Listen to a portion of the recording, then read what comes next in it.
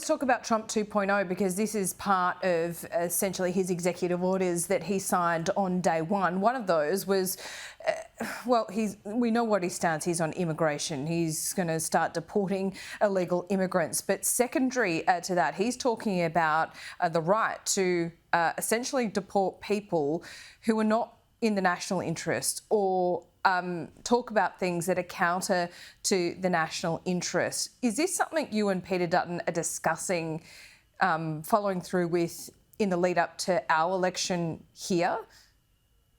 No, what we've said is that if you're not an Australian citizen, you don't live by our laws, and particularly if you're permeating hate around anti-Semitism or any actual hate around a religious belief, then you have no right to stay.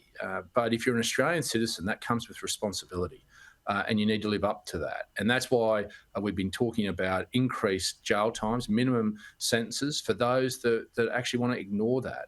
So there's two classes here. There's an Australian citizen that comes with the rights and responsibilities, but with that comes a penalty if you don't respect that principle of respecting one another's religious beliefs and being able to celebrate that. But those that aren't citizens here, they should be sent home.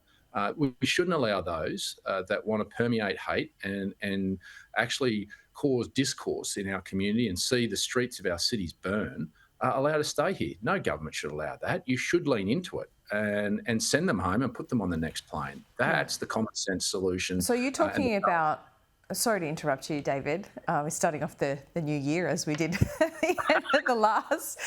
But when you're talking about leaning into that particular issue, are you talking about potential changes in the law, or are you talking about using the existing laws in a more fulsome way?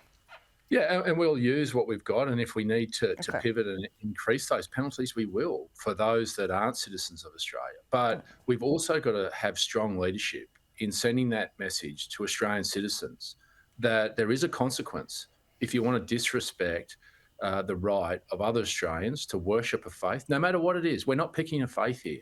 We're simply saying that every faith should be respected. That's the great country that we've created. That should be respected and protected. And that's what we'll do. And that's what hasn't happened under Anthony Albanese. He's allowed this hate to permeate because he's tried to walk both sides of the fence. And you can't do that. You need strong leadership because Australians should have that right protected. Yeah. That's what we'll do. Looking at Trump's re-election, and now he has been inaugurated, and as I say, he's hit the ground running. Has that changed how you might approach things at this election? Do you think it gives corporate Australia perhaps more confidence to pull back on the DEI and the ESG type of things? Is cancel culture less of a threat than it used to be? Well, I think corporate Australia got a bit of a lesson after The Voice there, and I think in Australia Day we're still seeing some of these corporates trying to appease a minority. You can't change history. Our history is our history. You've got to lean into it, and we should be proud of the fact that while we made mistakes, we've righted those wrongs, and we're better having been together and better sticking together. But corporate Australia got a lesson out of The Voice that they don't determine the moral compass of this country. The Australian Parliament does. And because if we get it wrong, you get rid of us. And if corporate Australia want to go down this path, then ultimately I think Australians are fair people, but ultimately they get to a juncture where they say we've had enough of you. So we'll be very clear that we've all got to get back to our knitting. Their job is to create wealth in this country, to create jobs. It's not to set the moral compass and not to be set by 12 board of directors sitting in a high-rise in Sydney and Melbourne that are out of touch with real Australia. They just need to leave that to the Australian Parliament, the Australian people. They need to get back to their core principle and live up to that. When we have this discussion, we always talk about leaving it to the Parliament as well. But I've got to say, sometimes politicians aren't always the best steerer of the national moral compass either. Well, that's where there's a safety valve.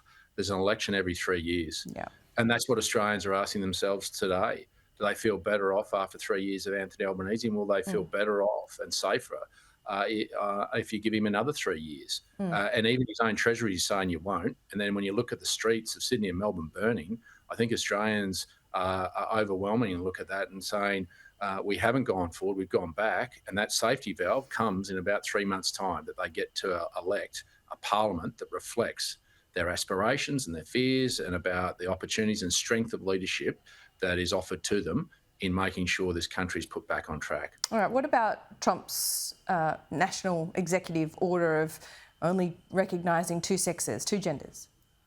Yeah, and I think there's elements of this that come to the core principle of protecting women, and particularly in things like sport. I think, women should be competing against other women. And you think about it, particularly you get to the professional echelons.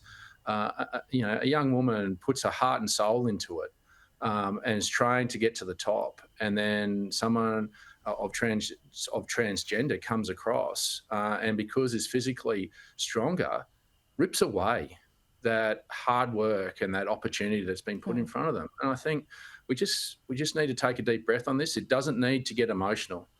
We just need to understand that it also comes back to respect, and it comes back to respect about respecting that biological basis that we can't get away from when we're born, and making sure that women in particular, their rights are protected. And I think we can do that in a sensible way without vitriol, without upsetting anyone, but just respecting the fact that there are some changes that I think in our society that we probably need to lean into.